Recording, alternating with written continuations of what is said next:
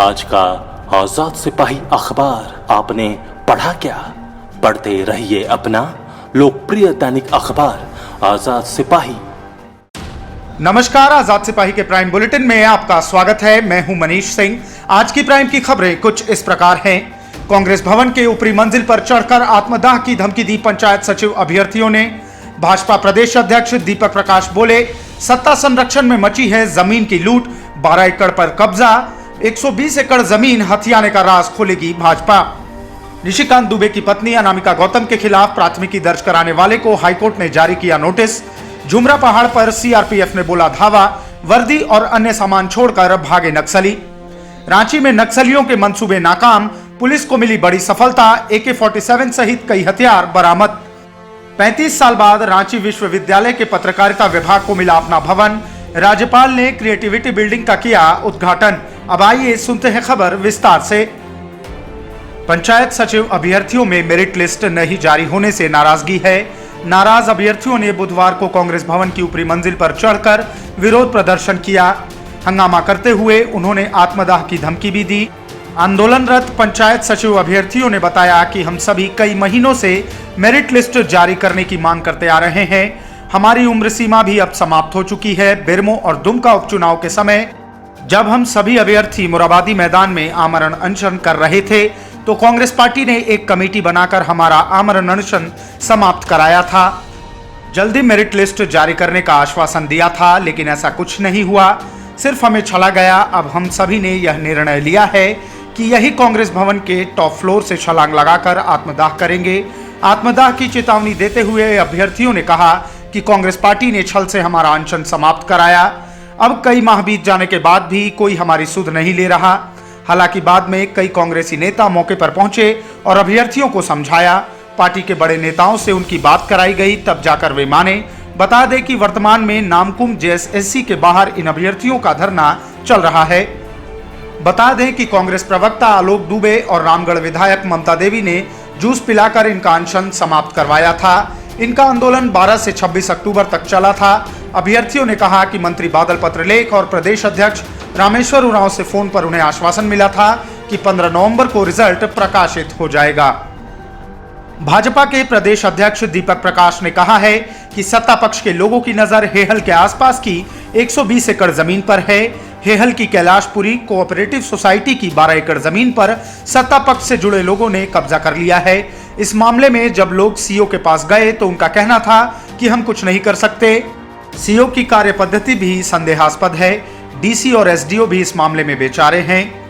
श्री प्रकाश बुधवार को प्रेस वार्ता में बोल रहे थे। उन्होंने कहा कि वे इस मामले में सबूत के साथ ऐसे चेहरे को बेनकाब करेंगे। सत्ता और सरकार में थोड़ी भी नैतिकता है तो इस मामले की जांच होनी चाहिए। उन्होंने कहा कि राज्य सरकार के निर्णय को कुछ ऐसे तत्व प्रभावित करते हैं जो खनिज संपदा से लेकर जमीन की दलाली में लगे हुए हैं। ऐसे लोग ही रांची में शहरी जमीन पर अवैध कब्जा कर रहे हैं। कैलाशपुरी कोऑपरेटिव सोसाइटी बेघर लोगों को घर देने के लिए 1983 में बनाई गई थी, पर इसकी जमीन पर सत्ता पक्ष से जुड़े लोगों ने कब्जा कर लिया है।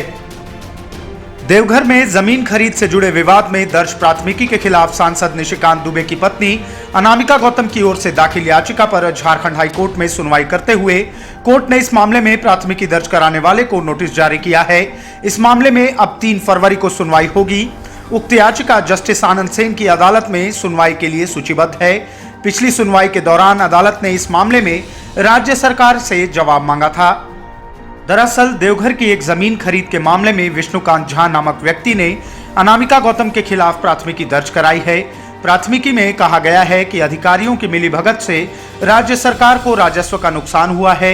इसमें स्टाम्प ड्यूटी कम जमा कराई गई है, साथ ही जमीन खरीद में भी गड़बड़ी हुई है। इस मामले में पूर्व में अदालत ने अनामिका गौतम को अंतरिम राहत दी है और किसी भी प्रकार की पीड़क कार्यवाही करने पर रोक लगाई है। इस मामले में अनामिका गौतम के साथ साथ उनकी कंपनी ऑनलाइन एंटरटेनमेंट की ओर से दाखिल याचिका पर भी सुनवाई होगी। नक्सलियों के खिलाफ संयुक्त रूप से सर्च अभियान चला रहे सीआरपीएफ एवं जिला पुलिस बल के जवानों को चतरोचट्टी थाना क्षेत्र के झुमरा पहाड़ स्थित मुरपा के जंगलों से वर्दी एवं दैनिक कार्यों में उपयोग होने वाली सामग्री हाथ लगी है। हालांकि अभियान के दौरान नक्सली भागने में सफल रहे। वे सीआरपीएफ और पुलिस के जवानों के धावा बोलते ही सामान छोड़कर भाग निकले। नक्सलियों को उम्मीद नहीं थी कि गणतंत्र दिवस के दिन सीआरपीएफ और पुलिस का अभियान चलेगा। सीआरपीएफ 26वीं बटालियन के डिप्टी कमांडेंट पंकज मिश्रा ने बताया कि जंगल में नक्सली गतिविधि की सूचना मिली थी। सूचना के आधार पर सर्च अभियान के दौरान भाकपा माओवादियों के दैनिक उपयोग में होने वाली सामग्री की बरामदगी हुई है। पंकज मिश्रा ने कहा कि क्षेत्र में नक्सली गतिविधि की लगातार सूचना मिल रही थी, जिसे देखते हुए सर्च अभियान चलाया जा रहा है। उनके मंसूबों को किसी भी परिस्थिति में कामयाब नहीं होने दिया जाएगा। रांची पुलिस ने एक बार फिर नक्सलियों के मंसूबे नाकाम कर दिए हैं। हथियार तस्करों के खिलाफ रांची पुलिस ने बड़ी कार्रवाई की है। पुलिस ने नक्सलियों के पास पहुंचाए जाने वाले हथियार का कंसाइनमेंट पकड़ा है। पुलिस ने AK-47 सहित कई हथियार बरामद किए हैं। एनकाउंटर में ढेर पीएलएफआई उग्रवादी पुनयुराओं का AK-47 सहित कई हथियार रांची पुलिस को बरामद हुए हैं। रांची पुलिस ने नगड़ी थाना क्षेत्र में छापेमारी कर ये हथियार बरामद किए हैं। बताया जा रहा है कि ये हथियार नक्सलियों को सप्लाई किए जाने थे। रांची विश्वविद्यालय के पत्रकारिता एवं जनसंचार विभाग को 35 साल बाद अपना भवन मिल गया है। रांची विश्वविद्यालय में नवनिर्मित क्रिएटिविटी बिल्डिंग में गुरुवार से पत्रकारिता विभाग की कक्षाएं चलेंगी। बुधवार को नए भवन का उद्घाटन राज्यपाल डॉक्टर द्रौपदी मुर्मू ने किया। मौके पर उन्होंने कहा कि राज्य में छात्रों को लगातार सुविधाएं उपलब्ध कराई जा रही हैं। यहां पत्रकारिता के छात्रों को हर तरह की सुविधाएं मिलेंगी। यहां इंफ्रास्ट्रक्चर का पूरा ख्याल रखा गया है। यहां क्रिएटिविटी से संबंधित सारी गतिविधियां होंगी। वहीं रांची विश्वविद्यालय के कुलपति प्रोफेसर रमेश पांडे ने कहा कि यह भवन पूरी तरह डिजिटल है। भविष्य में यहां फिल्म प्रोडक्शन से संबंधित कार्य भी किए जाएंगे। इतने सालों से छोटे से कमरे में पत्रकारिता की कक्षाएं चल रही थी। छात्रों के लिए नाम मात्र की सुविधाएं थी। हमने छात्रों की सुविधाओं पर फोकस किया है। ग्रामीण क्षेत्रों में भी छात्रों को तमाम सुविधाएं उपलब्ध कराई जा रही हैं।